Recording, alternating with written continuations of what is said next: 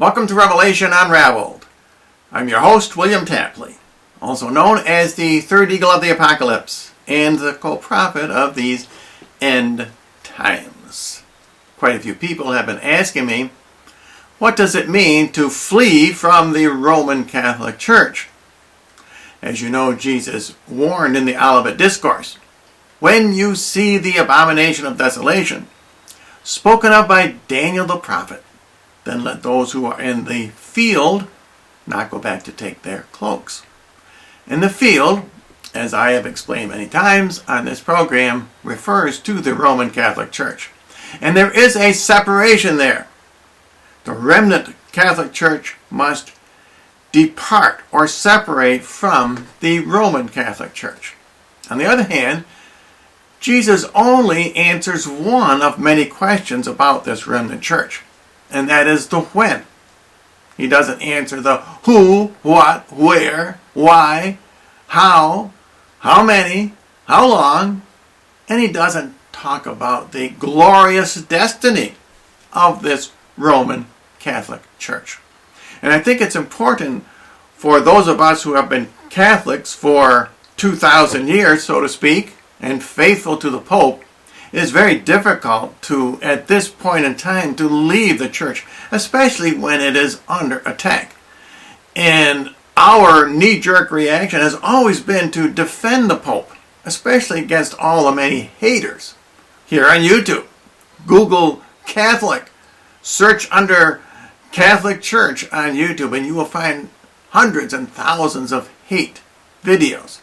So it's only natural that we would defend Pope Francis, even though, as I've discovered and you have discovered with me, he is indeed the false prophet of the end times, and we must leave as Jesus warned us.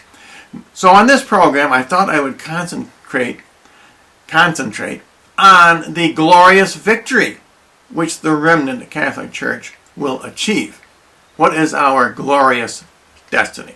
And in order to see perhaps the best example of that, we need to read Daniel chapter number 2, where King Nebuchadnezzar has this amazing dream about a gigantic statue, and the head is made of gold, and the chest and arms are made of silver, and the belly and thighs are made of bronze, and the legs are made of iron. And as Daniel explains to the king, by the way, can't remember this dream, so Daniel has to explain it to him. The golden head symbolized Babylon. The chest and arms of silver symbolized Medo-Persia. Now, actually, Daniel doesn't say this. He just says, these kingdoms will follow. We, as Bible scholars of the end times, we know what those represent. The belly and thighs of bronze symbolize Greece. The two legs of iron symbolize the two legs of the Roman Empire, Rome and Constantinople. The final part, the feet of iron and possibly clay, Bible scholars have never really fully understood what those represent. And I want to talk in this program about what that symbolism is, because as I say, no one has understood that. And it is extremely important because we in the Remnant Catholic Church are very much involved. So let me read that passage so that we know exactly what we are talking about. And I've got all these passages marked. I'm not sure I will get to all of them on this program. I hope to at least cover the victorious passages so that those of us in the Remnant Catholic Church who are reluctant to leave, and I am certainly reluctant to leave myself, we can see that it is necessary to separate, but that we have a glorious future. Chapter number 2, let me get the verses correct. Verse number 32. The head of this statue was of fine gold. Daniel is explaining the dream to the king, who, as I say, forgot it. But the breast and the arms of silver, that represents the Medo-Persians. And the belly and thighs of bronze, that represents Greece. And the legs of iron, that represent ancient Rome, the Roman Empire. and the feet part of iron and part of clay. Now here's where I'm going to insert a very interesting observation from a fellow YouTuber by the name of Max Borges. I want to get his name right. I'll put his name on the screen, and I will put a link to his video below. He says the other material is not clay. He says that it is iron and tin. And he says it is a mistranslation of an ancient Aramaic word, and it has been wrong for more than 2,000 years. All the translators, even going back to the ancient Hebrews, mistranslated that word. And I think he is correct. Take a look at all of the other materials. They are all metals. Gold, silver, bronze, iron. Tin makes sense. Secondly, they are all descending in value. Gold, silver, bronze, iron, and the cheapest being tin. And also, it fulfills a characteristic which we will read in a few minutes, and that is that the iron does not mix with the clay or with tin. Iron and tin do not mix. Now, tin does mix with copper, for example, to produce bronze, but it does not mix with iron. Continuing in verse number 34. Thou saw until a stone was cut out from the mountain without hands, and it struck the statue upon the feet thereof that were of iron and clay / tin, and broke them in pieces. This stone cut out from the mountain is the Remnant Catholic Church. The mountain is the Roman Catholic Church. No Bible scholar has ever understood this. Most claim that the stone represents Jesus. In fact, I used to think that myself. That is not the case. We know that because the stone is manufactured. Jesus is not a created human being. Secondly, the stone, as we will see in a minute, gets larger and encompasses the earth. Jesus is the same yesterday, today, and always. He does not change in size. We need to understand this because this is our victory. In verse number 35, then was the iron and the clay / tin, the bronze, the silver, and the gold broken to pieces together, and became like the chaff of a summer's threshing floor, and they were carried away by the wind. The Remnant Catholic Church is going to destroy all world tyranny. I know here on YouTube, there are people who promote that Donald Trump is going to destroy the New World Order. That is not biblical, unless Donald Trump joins the Remnant Catholic Church. And he might. Maybe he is our leader. At this time, we don't know that for sure. I know Matt Drudge and Alex Jones thinks he is our leader. I am very dubious about that possibility. Let me continue.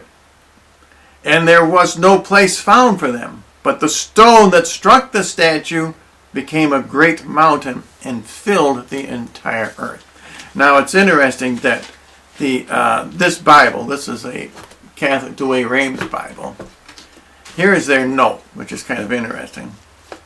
The kingdom of Christ is the Catholic Church, which cannot be destroyed. Well, we'll see that is not possible because this is an end times prophecy. The Catholic Church was formed 2,000 years ago out of the Roman Empire. It's not formed during the time of these latter-day kingdoms. Let me read Daniel's explanation of the dream to King Nebuchadnezzar. And whereas you saw the feet and the toes part of potter's clay / tin and part of iron, the kingdom shall be divided, but yet it shall take its origin from the iron. Now that means that it will be headquartered in Rome. That's where the origin comes from. The dividing of the kingdom into clay / tin and iron represents the division between the one world government and the one world religion. Nobody has ever understood that before. Anyone you see who is promoting the separation of church and state, that person is promoting the one world tyranny. People like Bernie Sanders, for example, or Barack Obama. Go on YouTube. Do a search under separation of church and state. You will see the one worlders, the people who are supporting the one world communist tyranny, the New World Order, which will eventually rule the world and will defeat Western capitalism. They promote a separation of church and state. And this, biblically, is the chief characteristic of this one world government. That's why we have an antichrist and a false prophet, a one world religion and a one world government. That is the chief division.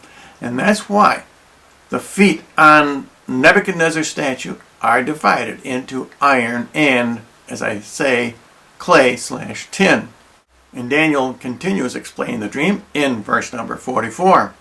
But in the days of those kingdoms, he is talking about the last kingdoms, the 10 toes on the statue, which represent the same as the 10 horns on the Antichrist. All the 10 kings of the world, the major kings, will support the Antichrist. In the days of those kingdoms, that's why this can't be the Catholic Church. This is an end times prophecy. The God of heaven will set up a kingdom that shall never be destroyed. That is we, Remnant Catholic Church, who must leave the Roman Catholic Church. This is what Daniel is prophesying about. And his kingdom shall not be delivered up to another people. This kingdom will be the kingdom that Jesus forms. Jesus is not the stone. He is the stone cutter. He will form our Remnant Catholic Church. And it shall break in pieces and shall consume all these kingdoms, and itself shall stand forever. Now this video is already getting too long for YouTube. They recommend 10 minutes. And I want to continue showing in other passages, and I think I'll do this in another video, that this division of the feet into iron and clay/tin is prophesied in other parts of the Bible. For example, in Daniel chapter 4, where the stump of the tree which is left, which represents Western civilization, is banded with a band of iron and a band of bronze. Remember, bronze is made up of tin and copper. Those two bands on that stump represent the one world government and the one world religion. They will constrict, they will defeat Western democracy, and we will have the one world government, the one world tyranny, which features the separation of church and state. Well, I just wanted to give you, in the Remnant Catholic Church, a little encouragement before this weekend starts. As I say, you should ask your priests and your bishops, are they going to go along with Pope Francis' initiative of taking the daily sacrifice away from the prince? Will their communions no longer be valid? Will their consecrations be false? Jesus will not enter into a sacrament which is going to be given to the dogs. Jesus warned us. Paul warned us. He says, he who eats and drinks the body and blood of our Lord unworthily is guilty of the body and the blood of our Lord. And as always, if you would like to know more about my ministry here on YouTube, visit my thirdeaglemedia.com website.